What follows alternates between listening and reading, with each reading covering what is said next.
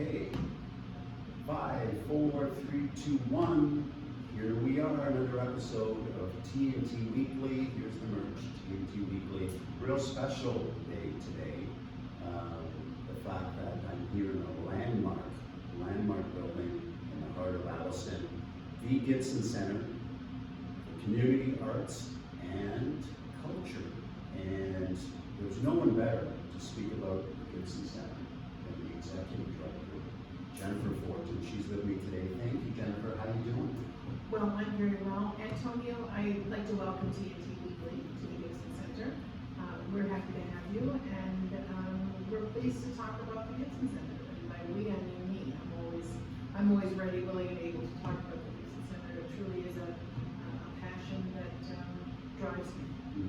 Well, I know that from my time here in Allison and attending, some of the wonderful events you had at the Gibson Center. I've had the pleasure of meeting you, and I know, like anyone, that as far as running the ship, someone has to drive the bus and captain the ship. And I know you do that very well. You're inspired and passionate about the arts in our community. For our listeners and newcomers to Allison, or those that are listening abroad, right? Tell us a little bit more about Jennifer Fortin. Well, I've been with the Gibson Center now in this position for almost 6 years actually. And I was previous to that I was on the board, and we were looking to ensure that the Gibson Center was going to find a sustainable path and be able to operate and meet its mission. And so I was approached by the board to join the organization and share some of the experience that I have. I have a background in publishing and marketing, as well as a bit of organizational skills. A master, you're No, working I'm on. not real. I can talk about the Gibson Center all day, but I don't really want to talk about myself. Well, great. So, thank you for the intro. And when I met you several weeks ago, I'd like to say that as far as arts in our community, you said something to me that just resonated with me on that meeting we had several weeks ago on the aspect of being able to do my podcast at the Gibson Center. And you said, with this COVID thing going on, and arts are the first to get cut. The first to get any funding or anything, but it's the first to be missed when it's gone. Yeah, well, it's generally never missed until it is gone, right? That's so that's the thing. I mean, arts are very, very important to people's lives. Sometimes we don't realize it until it's gone. And certainly this pandemic has shown us that we all turn to the arts, whatever those arts are. Is it culinary arts? God knows you couldn't get a bit of yeast around, and everybody was making banana bread. So there's the culinary art piece to it. There's the musical, the visual arts. People were painting, people were creating, and it allowed people to look at their own artistic inspiration. And but when you look at budgets and what needs to be cut in order to make room for different funding, the arts are always unfortunately the first to take the hit. Yeah, well that really stuck with me. It really was a big quote per se, and it really resonated with me. And in that time when I met you, the history that's here in this building, the mission and the people that were involved to bring arts here and have a landmark like the Gibson Center. It's an incredible story. It's an incredible story, and we could be here for a while. I know there's so many people that were influential, but please, as brief as you could be, and as long as you want, please tell us the very important players in bringing the community. The community really is the key player in terms of the support, because without the community it couldn't have been done. But key players, again, like when we were chatting before, I could make a list of people I'd like to acknowledge and thank, but this isn't the Oscars and I don't get tossed off the stage. So, but it all started back when Ben Gibson, who was the partner of Gibson Transport, he and his childhood friend Marilyn Holmstrom struck up a deal that this building, which was at that point, not abandoned, but it was certainly run down, and there was a question as to whether it was gonna stay standing. Marilyn said, you know, we've got a lot of sports arenas, we have a lot of things for kids to do that are sports minded, but we have nothing for the arts. We need an arts and cultural center. And Marilyn, who is a long time, well, she's born here, from Alliston, she's a passionate woman, and she was really a driving force to get this off the ground, she and her husband Hart. But anyways, they made a deal, a handshake, and they swapped it for $1, and that the rest was a very focused plan of action, and involved the community and so many people. Again, if I started to name them, I would miss somebody, and you know that nobody wants to be missed. No. At least I don't want to be the one to have missed them. But suffice it to say that the community really, there was certainly some, funding. There was absolutely provincial funding, federal funding, municipal funding. But the seniors organization, 54 plus, they actually, and this is hard to believe, but we have photographs to prove it. And I'm sure if you find any one of their members, they actually hand dug the pub space, the basement. Oh, that Mercer Pub. Mercer Pub was hand dug because they couldn't get equipment, of course, down into it. There was no access point. So they used their, sweat equity and their shovels and their, strong backs, and they put a hole in the side of the building to take the debris out. And honestly, if I didn't see the pictures, I'd be like, did that really happen, or is that one of those stories? Wow. First in line, I guess, when the bar opened up. Well, actually, the Mercer Pub, when the first year that I was here, that was a space that we didn't think was utilized enough. And so many people had come into the building and they were like, this would make a great pub. And because of the stone walls, the ambiance, the windows, and we're like, yeah, it would really make a good pub. And so we did transition it a bit because we utilize it for our Gibson School of the Arts, but it's a pub. We have a wonderfully handcrafted bar that was made by, oh my goodness. I can't say now because I've forgotten. That's what happens when you get old. Well, maybe it'll come back. Maybe it will, because I would really been. I can't remember. A local builder, anyways, he made it by hand, and it's lovely. He did a great job and donated it to us. And that's the key, Antonio, is that people have donated money, time, talent, ideas. It's great. They've, whether it's the board of directors, there's been different boards over the years, of course. We have our volunteers. And like most organizations, we are as strong as our volunteers. And we're a charity. I mean, that's one thing a lot of people don't know, and I'd really like to say that, is that this is not a municipal building. This is not a municipal operation. This is a private organization, a charitable, not-for-profit organization that is governed by a board of directors. So what's great is if you do donate, you get a tax receipt. So to get back to your question, lots of people, but the community really at large, and if I had to name one person, it would be Bing and Marilyn, because they're the ones that kind of lit the spark and fanned the spark. Yeah. Well, thank you, Bing and Marilyn, for starting the journey here, and all the others that were involved and piecing this together, and you, Jennifer, because this is just a wonderful, beautiful landmark, and so important, and so important to be here in the community. So, with everything that's gone on in the world now, it's unprecedented times. We never could have expected this, and I've said it in many podcasts. Here we are, racing along. Everything's going great. Forecasting 2020 bookings. Oh my goodness, everything is just racing along. Boom.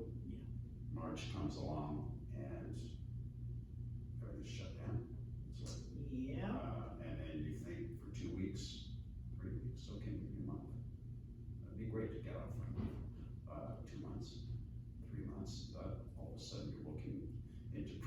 summary, your bookings, people are calling, obviously concerned. The whole world's upside down. The whole world is upside Indeed. down, you know. Must have been devastating. It was devastating for many people that I know in business, charities. It hit everyone. It hit everyone. How did you handle coming into this world right now? You've evolved, we'll talk about that, but I mean, that moment must have been just terrible. Well, I think you hit the nail on the head, Antonio, when you said, oh, it's gonna be a couple weeks, it's gonna be, all right, maybe it's gonna be a month. I certainly, at the beginning, wasn't prepared to be where we are today. We're still, under, for our business, we're under some pretty tough restrictions, because the Gibson Center is a place that people gather. And if you can't gather, then we can't operate. So how did I handle it? Well, I mean, we lay off our staff right away. It was just myself and another staff member that stayed on. And we dealt directly, I personally came in here on the Sunday, so it all sort of on the 13th, Friday the 13th. That's when we thought, okay, we're gonna go ahead with March break. And then on Saturday, we could see things were getting a little dicey, but again, Premier Ford did say, oh, everybody go on March break and enjoy.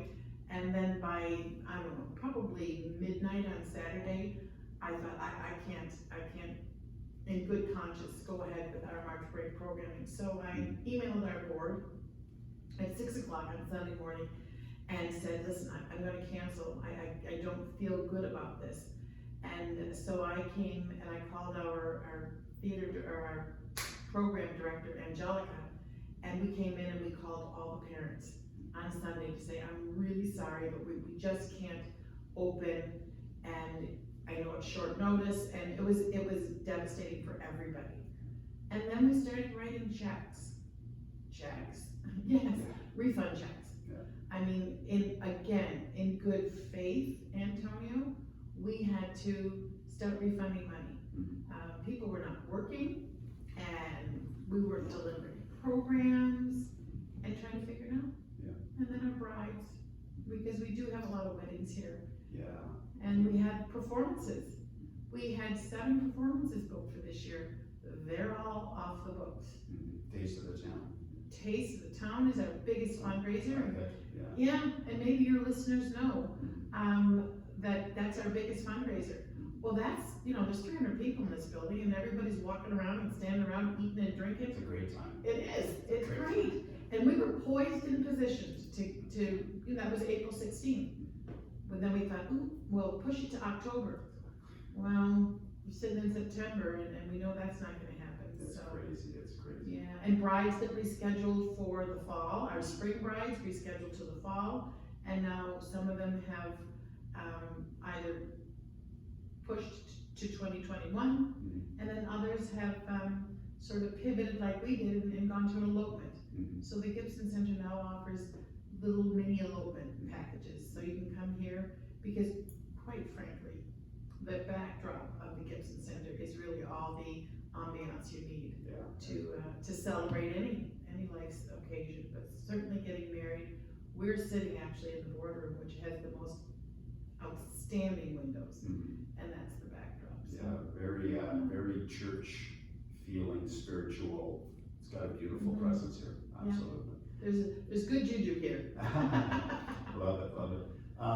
So time goes by, refunds go out. Yep. The psyche has to stay intact. Oh, yeah. It's tough. It's true. Right, I get that psyche, still everybody thinking positive, right? Okay, how do we shift? Well, it was just when do we shift? When is right, I mean. How do we shift? It's a very weird outlook. Yeah. However, I did notice that you are evolving. You have to, everybody has to evolve. Still difficult. It doesn't mean you're evolving and you're back to pre-COVID time. No. I But think we're positive, and we're gonna do what we can. Yeah, it's the main thing. I mean, like many, the terms used, it's treading water. It's Yeah. just treading and treading. Okay, let's just stay afloat and let's just wait. Right? Because one of the things that has kept me from getting too, I don't know, upset or, is that we're all in the same storm. Yeah. This is a huge storm. We're just in different boats, right? Sometimes, people are in big luxury boats, other people are in, maybe a little bit smaller boats, maybe you're in a life raft. I mean, we're all in different boats. So we all have to be mindful of one another's position and how we deal with it. Because I've seen a lot of businesses that have done a fantastic job in this community, that have sort of reinvented themselves and reimagined the way they do business and what they do. What is their business? It's been incredible. So I have to say hats off to a couple of businesses that come to mind, and I think great. Yeah. And try to support the ones that are struggling, because we're all struggling. Yeah. Yeah. So. Yeah, no, it's, you've hit the nail on the head. Again, back and forth, we do some amazing businesses and entrepreneurs and survivors in town that I've had the pleasure, I've been blessed in being able to have them on my podcast and share them with my listeners. And incredible stories of resilience. I don't know, it's just incredible. And as you had mentioned, maybe just off the road a little bit is, during these times, we have to look at everybody that's in different boats beside us, walking down the street from us. We don't know. We don't know what anybody is going through. We think we're alone. We're not alone. It's everybody is going through COVID. Yeah. And it's affecting some differently than others. My last podcast was on mental health, and it's affecting everyone. So it's, just let's love each other more.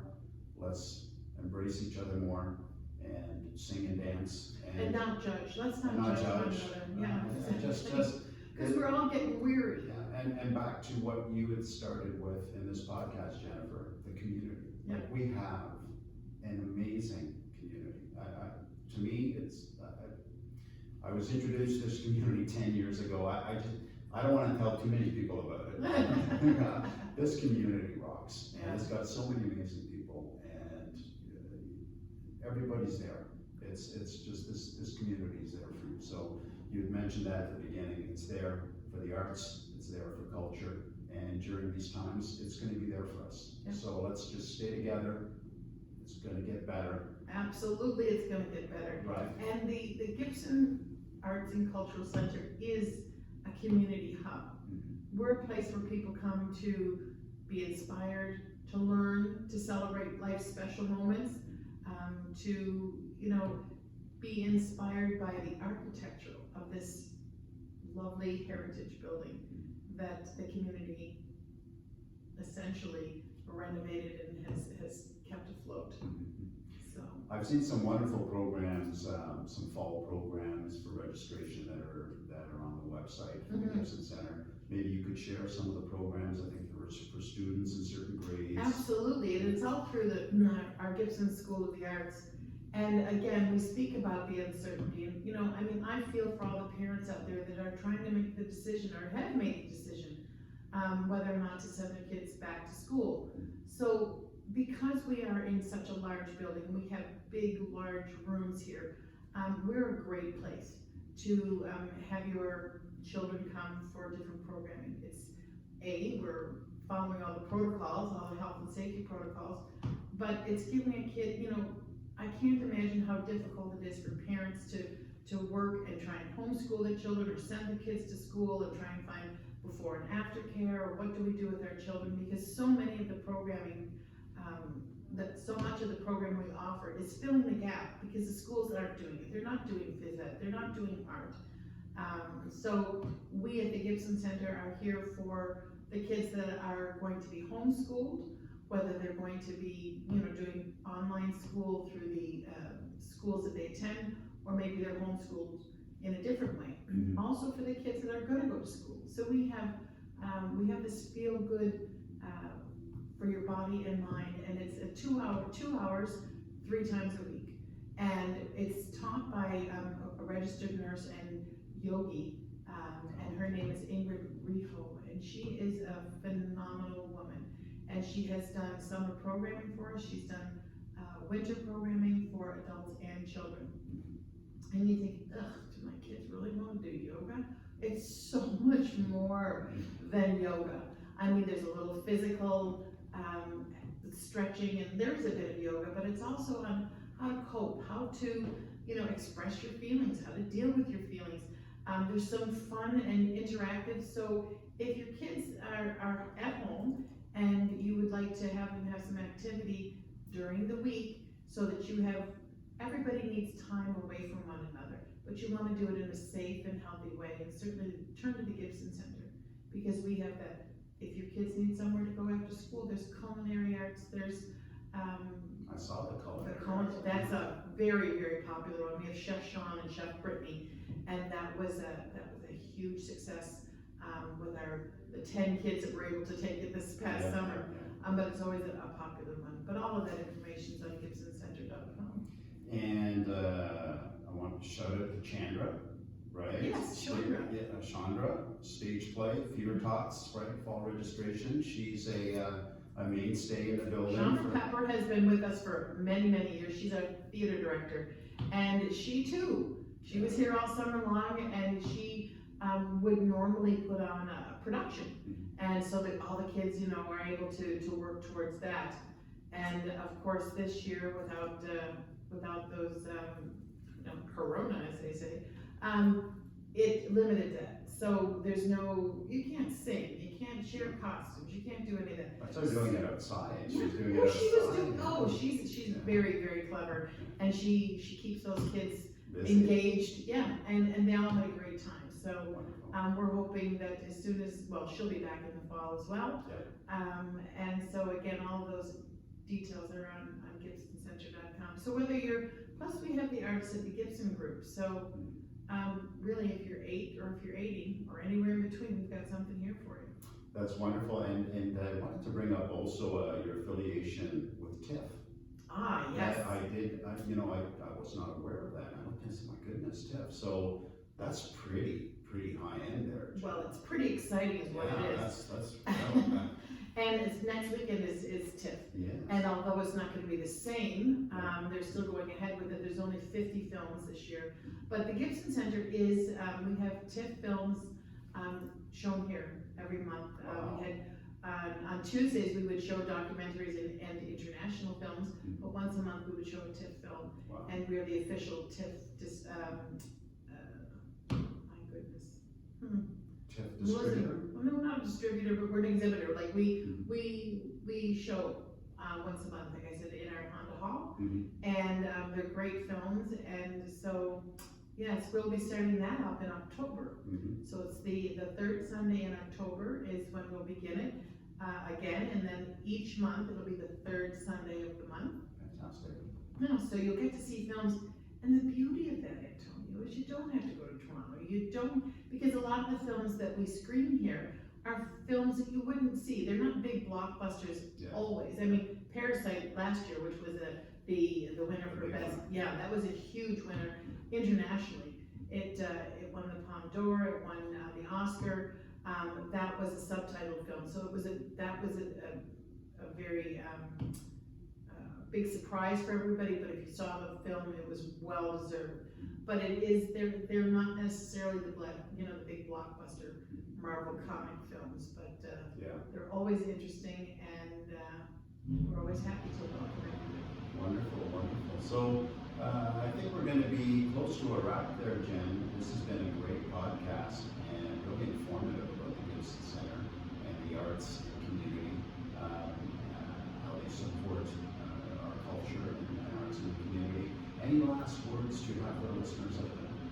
Well, I just realized how much I've probably been going on. And like I said, the passion that drives me, I could talk about it all day. But I really want to say thank you to the community and to encourage the community to come out. If you're new to the community, find out what we're all about. Go to just simply come on in and have a look around. If you're looking to have some kind of special event, and whether it's a baby shower, maybe it's a wedding, maybe it's a celebration of life, business to business, we do. I mean, the businesses in this community, they support us, but thank you to everybody, and I would like to welcome you, Antonio, because I think that we'll be able to, use, you'll be able to be making the Gibson Center your home for podcasts. I thought that'd be wonderful. We would be happy to have you, and, I thank you for the time that you took to, put this all together, to invite me to talk about the Gibson Center, so My pleasure. thank you. My pleasure. And Gibson Center opened up September 1st. We are officially open, so please come by, see the new exhibition by the artists at the Gibson, have a light lunch. And you have a greeting meet coming in October with the artists for We the. do have the reception, the opening reception for the exhibition that's currently installed in that building. Isolation, what's it called? It's called Art Beyond Isolation, that's October the 4th from 2 to 4. Wonderful. So remember New Tech, okay, if arts is no longer in this community, we'll miss it dearly. A lot of work into the Gibson Center, and bringing arts and culture to our communities. It's been wonderful, Jennifer. Thank you so much for your time. Thank you, Antonio. Okay, over and out. See you on the next show. Ciao.